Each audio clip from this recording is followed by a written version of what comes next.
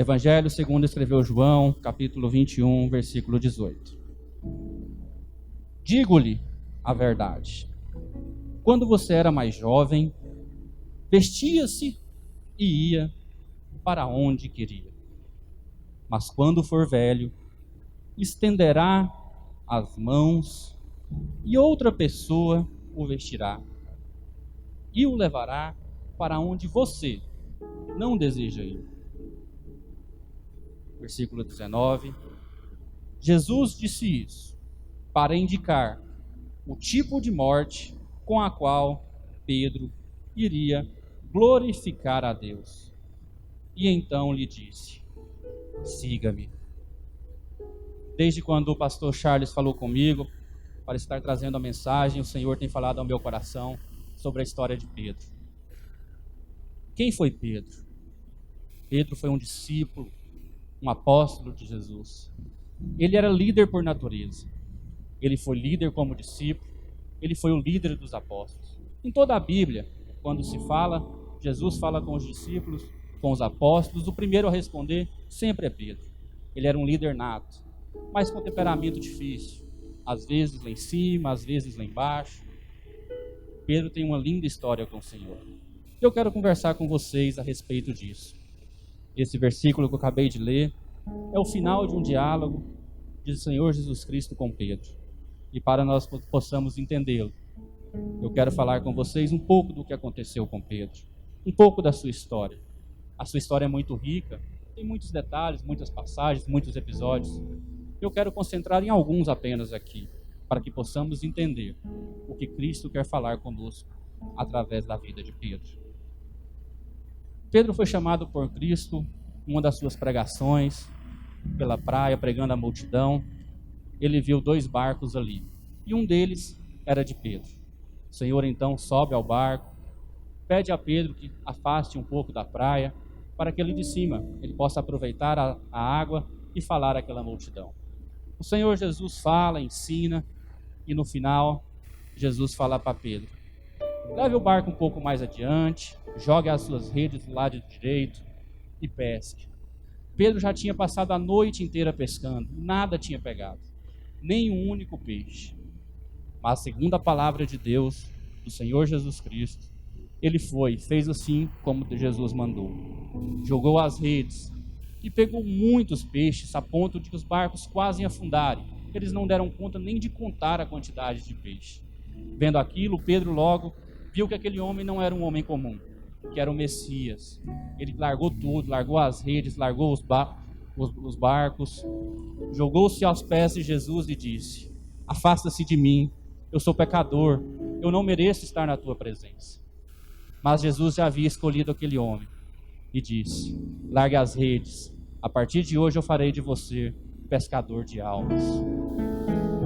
E assim Pedro fez, largou tudo.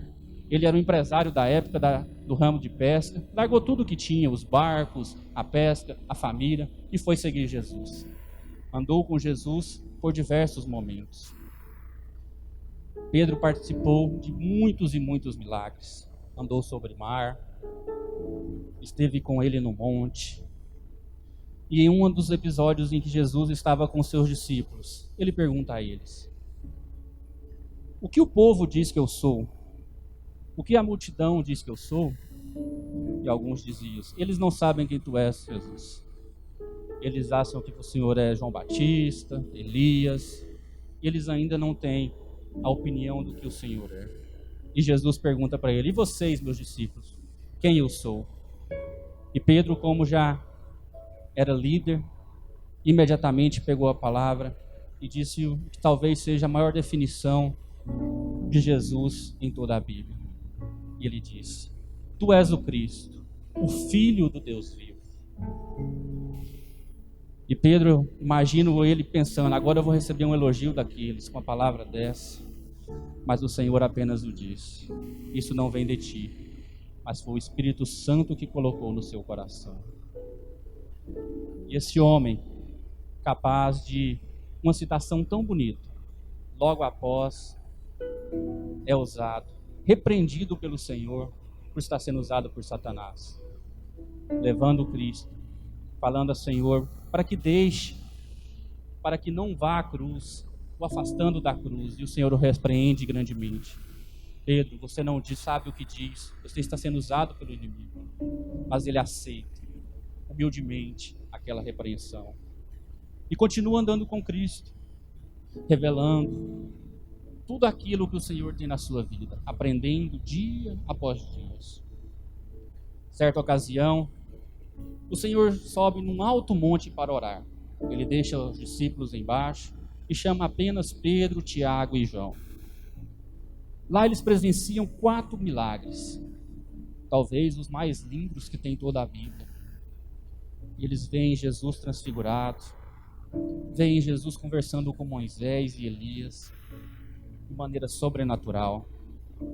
Eles veem uma nuvem gloriosa envolvendo aquele monte, e lá de cima ouvem uma voz: esse é o meu filho escolhido. Vocês podem imaginar, meus queridos, que privilégio, que alegria era poder estar naquele lugar com o Senhor, presenciando tantos milagres, podendo ver o Senhor acalmar o mar, curar paralíticos, vivendo todos os dias, o tempo todo com o Senhor, vendo Ele multiplicar pães e vinho, vendo Ele alimentar a multidão com apenas 3 pãozinhos. Então, que alegria era de Pedro. E mesmo assim, como nós sabemos, Pedro negou Jesus. Pedro traiu o Senhor. Ele caiu. Então, quem é esse homem que tem essa capacidade de andar com o Senhor e mesmo assim ser tão covarde a ponto de trair o Senhor, mesmo avisado? Quem é esse homem? E eu quero falar para vocês nessa noite que Pedro é eu, é você.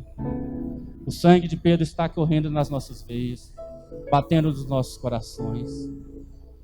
Temos dias que nos achamos o mais crente do mundo, e no outro dia a gente acha que não serve para nada.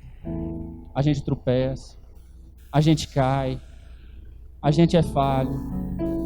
Mas eu vim aqui te dizer nesta noite, o Senhor Jesus Cristo colocou no meu coração para dizer que mesmo que você desista do Senhor, o Senhor Jesus Cristo nunca vai desistir de você. O Senhor Jesus Cristo tem um plano na vida de cada um, e Ele não desiste de nós. Não importa como você entrou naquela porta, se por dentro você está envergonhado pelas suas atitudes, pelos seus erros, o Senhor Jesus Cristo quer te provar que Ele não desiste de você. Quando desceu o monte, Jesus desce e vai para Jerusalém, onde encontra uma grande multidão esperando. Mas já sabendo aquilo que ele sofreria na cruz, Jesus começa a chorar copiosamente, como diz a Bíblia. O Senhor chora, e ali ele sai da multidão, pede para João e Pedro organizarem um local que ele pudesse celebrar a Páscoa. Assim eles fazem. Estando ali naquela reunião, apenas os apóstolos e o Senhor Jesus, Jesus nota que entre os discípulos, entre os apóstolos, há uma conversa de quem é o maior, qual é o apóstolo mais importante, qual aquele que tem a preferência de Jesus. E Jesus não diz nada, ele apenas pega uma toalha, um balde, se ajoelha ao chão e começa a lavar os pés dos seus apóstolos. Ele não fala nada, mas as suas atitudes mostram aquilo que eles precisavam. Que aquele que é maior, aquele que é o Senhor perfeito, imaculado, está lá no chão, fazendo o serviço de um escravo. E do escravo pior, o menor da casa era o que fazia esse serviço. E o Senhor vai lavar os pés.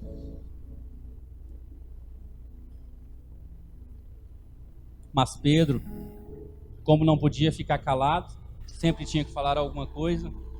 Quando chega a sua vez, diz para Jesus: Senhor, eu não aceito. O Senhor não pode se humilhar dessa forma. Jesus, eu não aceito. O Senhor não vai lavar os meus pés. Levante daí. Eu que tenho que lavar os seus pés. Mas o Senhor Jesus diz: se o Senhor, você não deixar eu lavar seus pés, você não terá parte comigo. E Pedro, como era 8 ou 80, de um extremo a outro, diz para Jesus: então, Senhor, se é assim, lava-me inteiro, lava o meu corpo inteiro. E o Senhor Jesus diz: não, Pedro, você não entendeu nada, você já está limpo. Quando eu te trouxe para mim, eu já te lavei completamente. Agora você só precisa lavar os seus pés. E o que isso nos ensina, meus queridos? Que quando aceitamos a Jesus, Ele já nos lavou por inteiro, já tirou todos os nossos pecados, já nos sarou. Mas ainda tem uma coisa que eu e você precisamos fazer todos os dias: lavar os nossos pés, procurar a santificação, buscar o Senhor, buscar viver em comunhão com Ele, buscar estar na sua presença. Quanto tempo a gente tira do nosso dia para estar com o Senhor? Se Ele é a prioridade da nossa vida, se temos que buscar Ele em primeiro lugar e as demais coisas não serão acrescentadas, quanto tempo a gente tira para orar a Deus todos os dias? Para conhecer a sua palavra? Como nós podemos amar o Senhor de todo o nosso coração, de todo o nosso entendimento, sem conhecê-lo verdadeiramente? Eu tenho certeza que você, quando começou a namorar, procurou saber tudo da sua esposa, da sua namorada. Tudo. Mas nós, com aquele que é maior, que devemos conhecer tudo, nos negligenciamos nesse ponto. Meus queridos, se não faz, faça a partir de hoje. Tire 1 hora, 2 horas do seu dia para orar, para ler a Bíblia, para jejuar. Isso não é coisa de uma campanha, não. Isso é da vida inteira, meus queridos. É de todo dia. É lavar os nossos pés a cada dia. Só assim nós estaremos livres das armadilhas do inimigo. Estaremos mais fortes contra testemunhos falsos, contra profetas falsos que o Senhor disse que teria nessa terra. Assim o Senhor fez, purificou os pés de Pedro e daquele lugar. Saindo dali, o Senhor Jesus e os seus apóstolos já se encaminharam para o jardim do Getsêmani. Descendo aquela montanha, Jesus disse a eles que naquele mesmo dia se faria cumprir a sua palavra, que o pastor seria ferido e as suas ovelhas seriam dispersadas. Mas Pedro, quando querendo ser o mais, querendo ser o bambambam, disse a Jesus: Senhor, eu nunca te abandonarei. Os outros até podem, eu não ponho a mão no fogo por eles. Mas eu, Senhor, eu te amo mais que tudo. Eu te amo mais que eles. Eu nunca vou te abandonar. E Jesus olha para Pedro e diz: você não sabe o que fala, Pedro. Hoje mesmo você me negará 3 vezes. E antes que o galo cante, e você se arrependerá amargamente. E Pedro, naquele orgulho de ter participado de todos os milagres, vivenciado o dia a dia com Cristo, ouvindo os seus conselhos, se achando que o poder estava nele, que a força estava com ele, ele diz: Senhor, mesmo que eu morra em prol do seu nome, nem assim eu te deixarei. Se for preciso, eu morro por ti. E o Senhor Jesus Cristo diz: você não sabe o que faz. Ainda hoje me negará 3 vezes. Chegando no Getsêmani, o Senhor mais uma vez deixa 8 discípulos de fora e chama para estar com ele Pedro, Tiago e João. E lá o Senhor Jesus abre o seu coração para eles. Era um momento de amargura, um momento talvez que Jesus estivesse mais angustiado, o único momento que Jesus estivesse angustiado. E pede para que eles, juntamente com eles, orem, vigiem, estejam com ele em oração. O Senhor Jesus então adentra aquele jardim para orar sozinho, se joga diante de Deus. E aquela história que todos nós conhecemos, ora ao Senhor pedindo: Deus, afasta de mim esse cálice, se for possível. Mas se não for, faça-se cumprir na minha vida aquilo que tu tens. E quando Jesus volta a ter com os 3 discípulos, ele encontra-o dormindo. E Jesus chama Pedro e o repreende. Nem por uma hora vocês puderam orar comigo. Vigia, Pedro. Estás comigo. Os momentos de dificuldade virão. E Jesus volta novamente para dentro daquele jardim. Mais uma vez se joga perante Deus. E repete as mesmas palavras em oração. Deus, afasta de mim esse cálice se for possível. Mas se for a tua vontade, faça acontecer. E mais uma vez Jesus volta e encontra os 3 discípulos dormindo. Mais uma vez repreende a eles. E pela terceira vez Jesus volta para dentro daquele jardim. Talvez lá aconteceu naquele momento a maior batalha espiritual de todos os tempos. Jesus com o coração quebrado, aquebrantado, se joga aos pés de Deus e pede mais uma vez: Deus, se for possível, tira de mim esse cálice, mas faça-se cumprir a tua vontade. Eu creio que o diabo naquele momento reuniu todas as suas forças e jogou em cima de Jesus. Eu acho que esse é o momento mais lindo da Bíblia Sagrada. Jesus, o Filho de Deus, Todo-Poderoso, o Criador de tudo, podia no estralar de dedos fazer desaparecer todo o sofrimento, tudo o que ele passou. Ele foi chutado, ele foi amassado, foi cuspido, foi humilhado. Ele podia apenas num estralar de dedos fazer tudo desaparecer. Mas em amor a mim, em amor a você, ele aceitou passar por tudo aquilo, viver tudo aquilo que Deus colocou, para que pudesse eu e você estar aqui essa noite, para que pudéssemos ter a oportunidade de sermos salvos. E nós, na nossa ingratidão, não temos a consciência disso. Nós temos que nos lembrar disso todos os dias, meu querido. Não há nada mais importante da nossa vida do que ter essa gratidão do nosso coração. É isso que vai nos levar a fugir do pecado, a quando tiver vontade de pecar, lembrar que teve algo muito maior, a procurar a santidade a cada dia.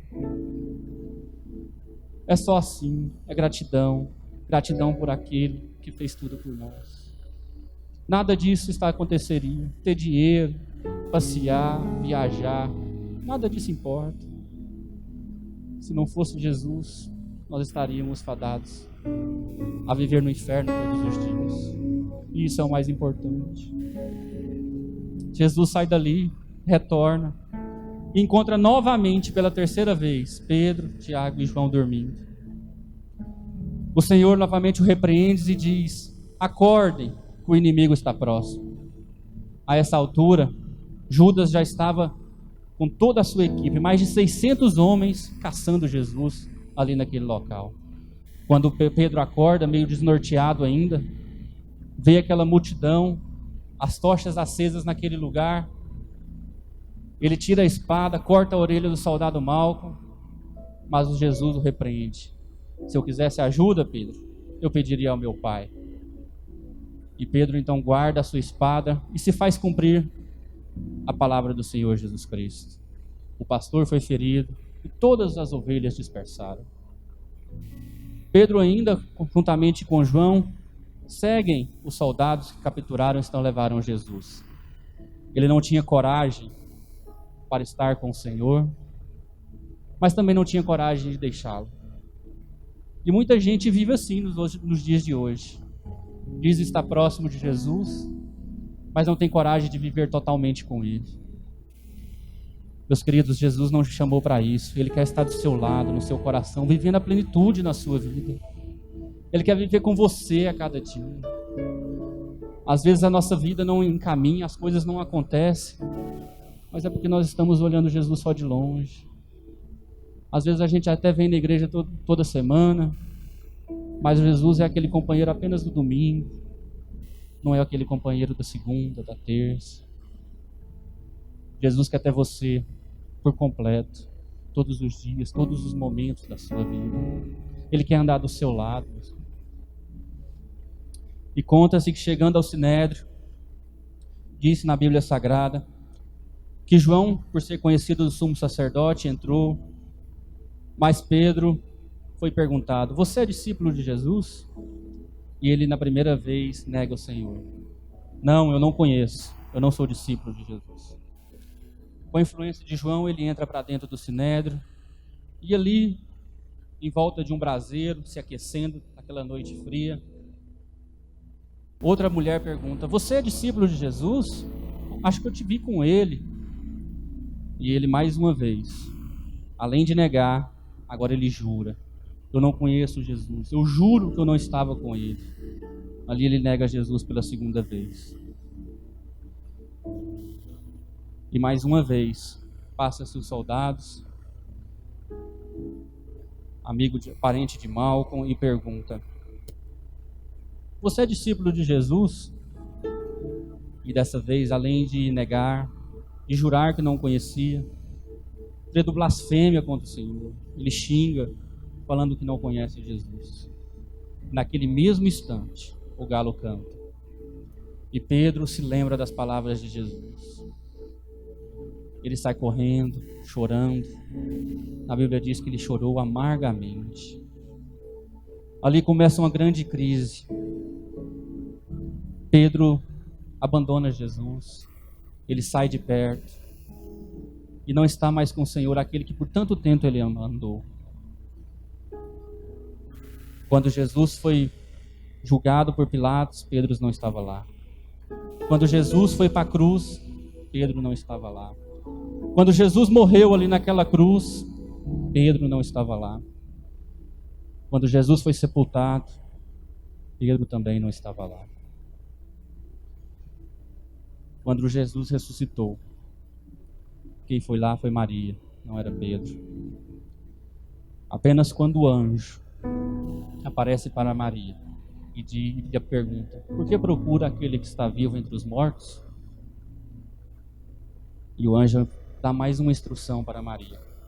Eu quero ler aqui para você em Marcos 16:7, que diz assim: vão e digam aos discípulos dele e a Pedro, ele está indo adiante de vocês para a Galileia. Lá vocês o verão, como ele lhes disse. Meus queridos, se Pedro já era apóstolo, já era discípulo, inclusive o líder deles, por que o anjo fala: dizei aos discípulos e a Pedro? Já estava incluído entre os discípulos. Mas Jesus conhecia o coração de Pedro, sabia que ele estava arrasado, que ele já tinha deixado, ele não se sentia mais time, ele não se sentia mais apóstolo, não se sentia mais o Senhor. Por isso Jesus enfatiza: e a Pedro? Porque se falasse só os discípulos, Pedro não iria, porque ele já não se sentia. Então eles saem e vão para a Galileia. Da onde eles estavam até a Galileia eram aproximadamente 100 quilômetros. 100 quilômetros a pé. Eu imagino que Pedro, cada passo que ele dava, ele pensava: Jesus vai acabar comigo, ele vai me acusar, eu o traí, eu o deixei no momento que ele mais precisou de mim. Senhor Jesus, ele vai acabar comigo. Mas Pedro foi caminhando passo após passo. Chegando a Galileia, mais uma vez Pedro não encontrou Jesus e pensou: não tem jeito para mim, eu abandonei Jesus, ele não iria voltar por mim, ela se enganou. Então Pedro falou para os outros apóstolos: eu vou pescar. E eles foram com ele. Saíram aquela noite e mais uma vez, lembrando o que aconteceu no início, eles não pegaram absolutamente nada. Voltaram já de madrugada, quando avistaram na praia um homem. Não reconheceram. E aquele homem gritou para aquele povo. Se fosse eu e você, imagino que a gente ia gritar: seus traidores, vocês me deixaram. Mas Jesus gritou para eles: filhos, filhos, filhos. E assim Jesus faz conosco. Nós pecamos dia após dia, nós erramos, nós não merecemos, mas mesmo assim Ele está lá nos chamando: filhos, filhos, voltem para mim. Voltem, meus filhos. Eu não abro mão de vocês. Eu não desisto de vocês. Filhos, voltem para mim. E Jesus ainda pergunta para eles: vocês têm algo de comer? Claro que Jesus já sabia que não, mas ele queria fazer lembrá-lo. Aquela noite, queria fazer Pedro lembrar aquela noite, aquele dia em que ele pescou a noite inteira e nada achou. E Jesus o tirou da pescaria para novamente estar com Cristo. Era como se Jesus estava dizendo: eu estou aqui para te salvar de novo, Pedro. Eu quero te restaurar. Eu não desisti de você. Não importa o que você fez, eu não desisto de você. E Jesus diz: vai, lance a rede novamente do lado direito. E mais uma vez, Pedro jogou a rede e pegou 153 grandes peixes. E as redes não se romperam pela graça de Deus. E neste momento, João percebeu que era Jesus e disse a Pedro: Pedro, é ele, é Jesus. E Pedro, todo afoito, não esperou nem o barco chegar até a praia. Pulou dali mesmo, saiu desesperado, nadou até Jesus, esperando que chegasse lá, Jesus o repreenderia, brigaria com ele. Mas quando chega lá, ele encontra Jesus, e o que tem na praia? Um braseiro, com peixe, com pão. No Novo Testamento só aparece a palavra braseiro em 2 ocasiões: quando Pedro nega Jesus e quando Jesus na praia alimenta Pedro e os outros discípulos. Ele queria fazer lembrar que mesmo ele negando ele, na mesma geografia, nas mesmas circunstâncias, Jesus estava ali para restaurar a sua vida, para restaurar o seu ministério. Após conversarem, Jesus chama Pedro e lhe faz algumas perguntas. Pedro, você me ama mais do que os outros? Jesus não estava querendo fazer uma competição entre os apóstolos, nada disso. Ele queria fazer Pedro lembrar aquilo que ele havia falado da outra circunstância. Que Pedro falou que amava mais que todos os outros, mas dessa vez Pedro sabia que isso não era verdade. Ele reconhecia que a graça de Deus é que fazia ele forte, não ele. E ele responde: Jesus, tu sabes que eu te amo. E pela segunda vez, Jesus pergunta para ele: Pedro, você me ama? E ele responde da mesma forma: tu sabes, Senhor, que eu te amo. E da terceira vez, Jesus pergunta: Pedro, você me ama? E ele fica triste, mas responde: tu sabes de todas as coisas. Você pode se perguntar por que Jesus perguntou 3 vezes. Eu creio que ele deu a oportunidade de Pedro de reafirmar o seu amor por Cristo as 3 vezes, de acordo com as 3 vezes que ele o negou. Para cada vez que ele negou a Jesus, ele reafirmou o seu amor por Jesus. Por cada vez que você erra, meu querido, tem um pouquinho da graça de Jesus na sua vida. Se você pecou, ele está ali para te restaurar. Se você pecar de novo, ele está ali para te restaurar. Mas não perca o seu tempo vivendo longe de Jesus. Só ao lado dele as coisas grandes acontecem. Só ao lado dele você tem futuro e as coisas acontecem. Jesus te chama nesta noite. Ele quer restaurar a sua vida. Você talvez ache que o seu pecado é muito grande. Jesus não olha para isso. Ele apenas te quer do lado dele. Ele apenas quer a sua atitude sim, de entregar a Ele, de viver com Ele, de estar ao seu lado. Viva com Cristo, meu irmão. Essa é a melhor coisa. E agora eu quero voltar naquele versículo que eu li no começo. João 21, 18. Eu vou reler. Digo-lhe a verdade. Quando você era mais jovem, vestia-se e ia para onde queria. Mas quando for velho, estenderá as mãos e outra pessoa o vestirá e o levará para onde você não deseja ir.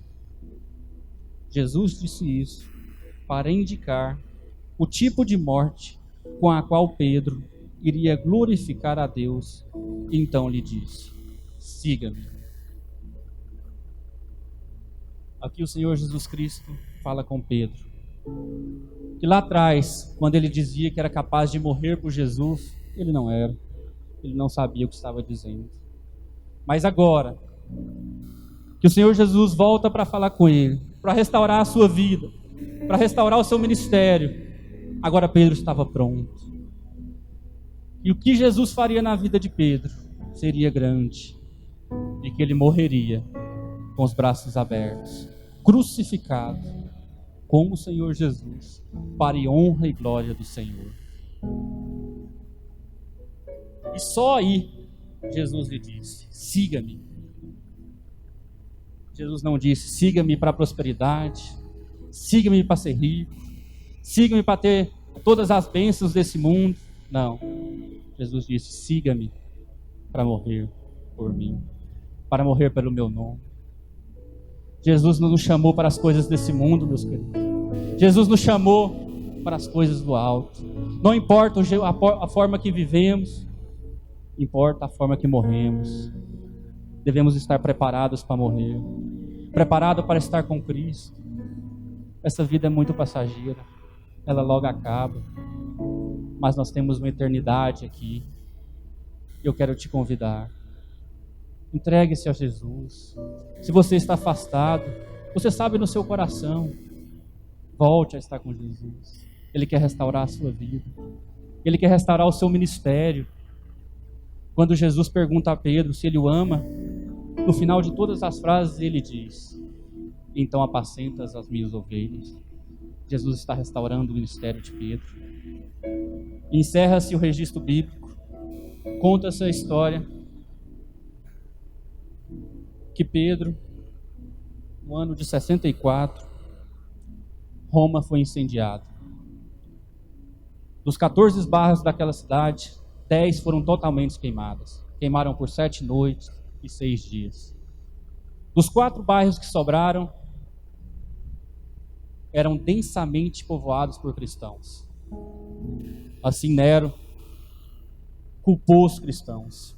E conta-se a história que faltou madeira para a quantidade de cruzes que foram feitos naquela época. Incontáveis cristãos perderam as suas vidas por amor a Jesus. Que privilégio nós temos de estar aqui esta noite, meus queridos. E dentre aqueles homens, grandes líderes da igreja, Pedro e Paulo, talvez os maiores líderes da igreja daquela época, foram capturados. Paulo, como era cidadão romano, teve o privilégio de ter uma morte rápida. Foi decapitado.